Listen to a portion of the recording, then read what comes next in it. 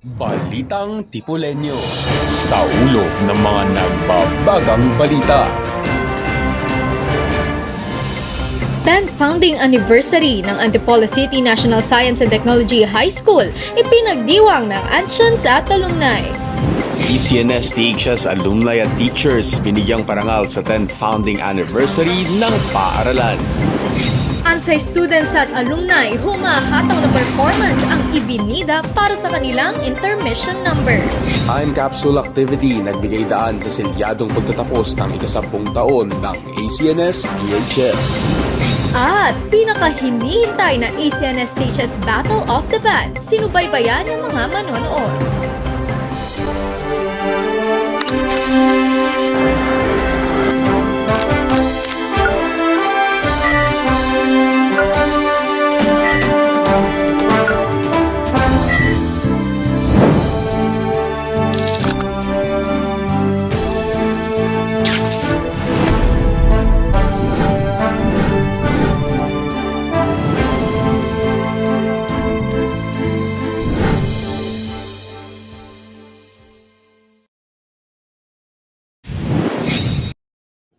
Kasalukuyang ginaganap ngayon sa Antipolo City National Science and Technology High School ang ika-10 anibersaryo nito na may temang 10th Founding Anniversary celebrating ACNS THS milestones over the years. Para sa karagdagang update patungkol sa pagbubukas ng kaganapang ito, ating pakinggan si Ken Panuelos. Bilang opisyal na pagsisimula ng paggunita ng ika-10 taong anibersaryo ng pagkakatayos ng Antipolo City National Science and Technology High School ay isinagawa ang banal na misa kung saan pinangunahan ng Ansay servers ang choir nito. Sa kabilang banda, pinabilib naman ng Ansyan sa mga bisita at alumni nang buksan ng iba't ibang exhibit ng bawat club at department na nagpapakita ng mga pambihirang achievements nito ngayong taong panuruan. How proud are you na you are part of Ansay and you are an Ansay student? Ayun, sobrang proud ako na maging Ansay student dahil bukod nga dun sa kung saan ako nanggaling, na sobrang proud din ako dahil isa ako sa mga bumuo dito sa Ansay bilang estudyante.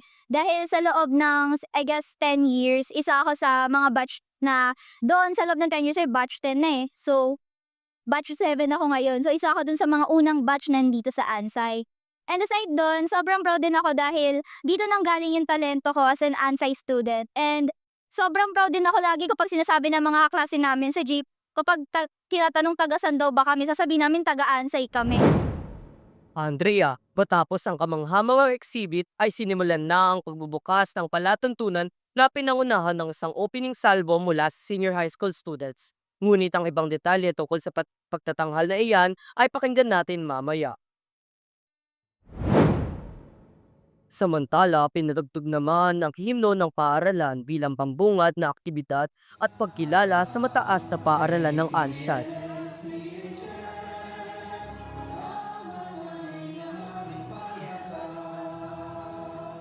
Sinundan ito ng introduksyon ng mga bisita at alumni na pinangunahan ni na SSLG alumni Sofia Ko at Jan Seroj kasama si SSLG advisor John Jason Cainlang. Ilan sa mga dumalo ay ang mga opisyales ng Antipolo, kabilang na ang kagalang-galang na si former Mayor Andrea Inares. Michael Tayona, Public School District Supervisor, District Learning Cluster 11. Sa huli, nag-iwan naman ng ilang mensahe ang punong guro ng paaralan, Ma'am Janice Maravilla.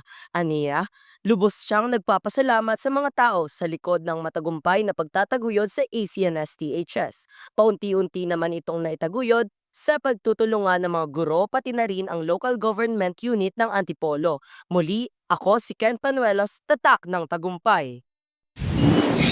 Kinilala at tinanghal sa ACNS THS Covered Court ngayong araw si Pioneer Teacher Ma'am Priscilla Leble kasama si alumnus Charles Mananastas at mga utility worker ng Ansay para sa kanilang mga kontribusyon sa paaralan.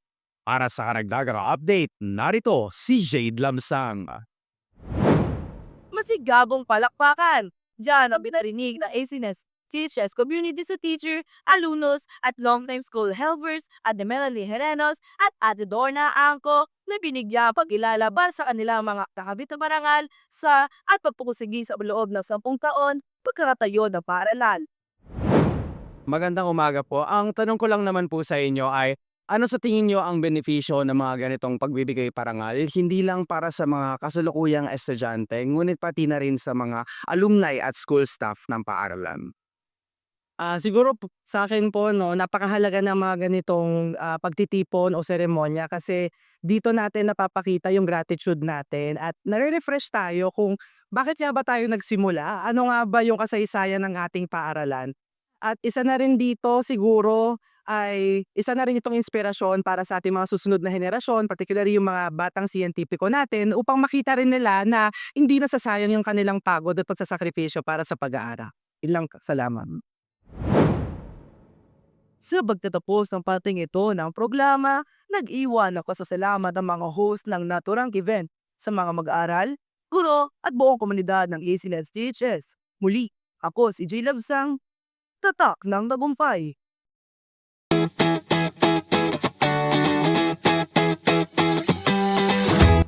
Alam niyo ba na itinatag ang ANSAI noong 2014 bilang isa sa mga proyekto ng ating butihing mayor? Dahil sa hangaring makabuo ng paaralang nagbibigay ng kalidad na edukasyon, ay pinakilala ang kauna-unahang Science High School sa lungsod ng Antipolo. Simula ng una itong naitatag, ay 5 batch na ang nakapagtapos rito. Samantalang patuloy na namamayagpag sa iba't ibang patimpalak at larangan ang mga batang siyentipiko. At 2 magkasunod na taong kinilala bilang top-performing high school sa buong lungsod. Talagang wow na wow ang tikas at galing ng Ansians.